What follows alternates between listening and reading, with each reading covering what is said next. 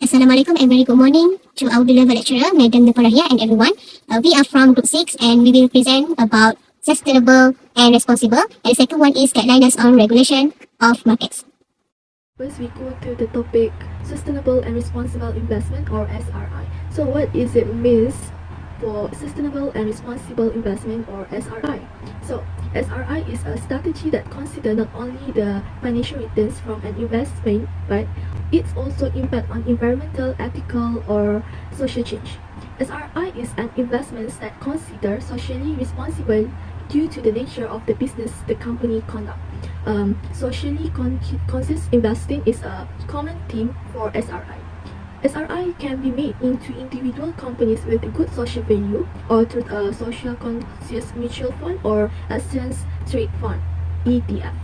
The last one, SRI is investment in companies that produce or sell substance or activity like alcohol, gambling, and tobacco, in favor of seeking out companies that are engaged in social justice, environmental sustainability, and alternative energy or clean technology.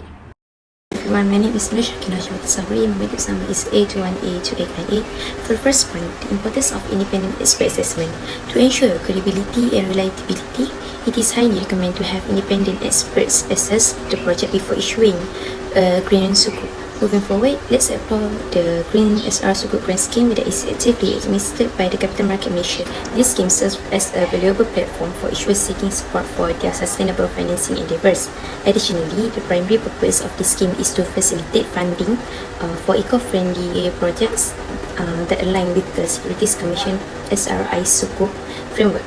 This scheme focuses on promoting sustainable and socially responsible investment. This scheme offers significant benefits by covering 90% of the actual review costs conducted by independent experts.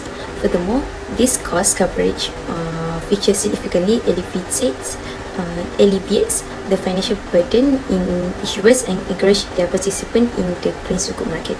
Lastly, the scheme has set a maximum limit of RM300,000 per issuance. This prudence measure ensures equitability, allocation of resources, and promotes responsible financial management within the scheme. My name is Nur Imelda binti Muhammad Said. I will continue the next point, which the Malaysia journey into sustainable and responsible investment. Malaysia had launched the SR 2050, and in 2017, SR gained even more the promise by introducing the sustainable Islamic fund and wealth management that give benefit to environment and the society. In 2017, also, issues of the social impact Sukuk Bank Khazanah, which a greater portion for the issues of the world first green SRI Sukuk to finance a 50 megawatt solar project, and also assumptions has a profile encouraged to greater accrual of the SM funds in the Malaysia. In the next year, 2018, Malaysia has the establishment of the 6 million Korean SR Sukuk grant scheme to offset the external review costs incurred by the issuers. The decision year, which is 2019, Malaysia has the launch of the Sustainable and Responsible Investment Roadmap for the Malaysia capital market to develop Malaysia as the regional SRR center. That's all from me. Thank you. First is the definition of equity crowdfunding (ECF). ECF is an innovative form of alternative fundraising that allows small businesses to raise capital from the public using online platform registered with the Security Commission Malaysia (SEC). Next, ECF allows small businesses to offer equity in their companies to investors who in turn invest in the concept which they see potential in. Through ECF, investors can diversify their investment beyond traditional asset classes.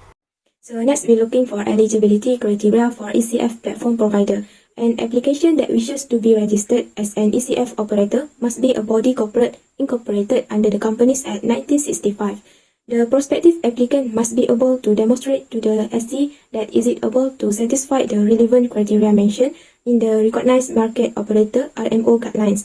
An ECF operator must also comply with the following requirements, which is undertake a due diligence exercise on prospective issuers planning to use its platform. Next, inform investor of any material adverse change in the issuer's proposal, and also ensure that the fundraising limits imposed on the issuers are not breached. Hello and good morning everyone. My name is Nur Shazwani binti Kadri. My matching number is A21A2902, and now we continue for the next part of equity crowdfunding. There are a few criteria of crowdfunding. For the first one is terms and fees. Platform fees are equal to or better than those of other crowdfunding platforms of a similar type. Term and fees also offers flexible campaign lengths. Next, application process. Rewards crowdfunding only if pre-approval of the campaign is required to start raising money. The delay lasts no longer than a few days. For equity crowdfunding, the application process is no more onerous than that of other equity crowdfunders. The next criteria is sales and advertising transparency. The website is free of misleading advertising, sales gimmicks, and marketing fluff. Besides that, strong social media presence with frequent updates. The last one is user reviews. The number of complaints is reasonable in proportion to company size and user base. Besides that, complaints are addressed publicly in a reasonable and respectful manner. That's all for me. Thank you. Only local incorporate private companies and limited liability partnership can raise funds from the ECF platform. The following entities are prohibited from raising funds through an ECF platform. Firstly, commercially complex structure. Secondly, public listed companies. Thirdly, companies with no specific business plan. Next, companies other than a microfund which propose to use the fund raised to extend loans or invest in the other entities and with a payout share capital exceeding 10 million ringgit Malaysia. Lastly, any other type of entity that is specified by the CS. For example, Petronas and Citibank.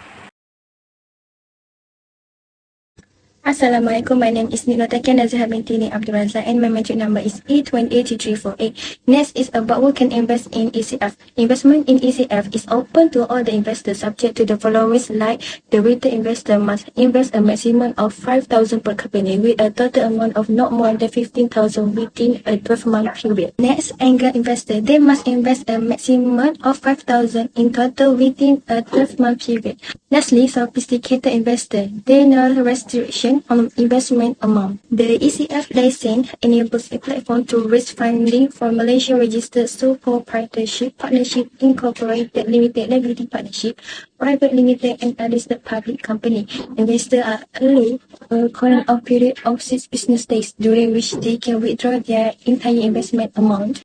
Hi, Assalamualaikum. My name is Nur Syafiqah binti Wahid. My metric number is 8182895. I will present about regulations of market. 1. Control fraud.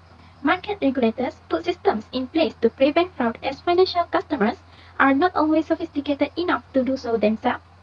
Second, control agency problems. Regulators solve agency problems by setting minimum standards of competence for agents like CFA or GIPS. Third, promote fairness. Regulators aim to reduce profit that insiders could extract from the markets. Laws against insider trading, for instance, help to level the playing field. That's all from me. Thank you. Next, promote fairness. Regulator aim to reduce profit that insider could extract from the market. Law, again, insider trading, for instance, help to level the playing field. Number 5 is set mutually beneficial standard, which is regulator help analyze easily compare companies by requiring compliance with accounting standard set by IASB, FASB, and others. Lastly, market regulation can prevent excessive risk. Regulators require financial firms to maintain minimum level of capital so that the firm honor their commitment and so that the firm owner have some skin in the game. That's all from us. Thank you.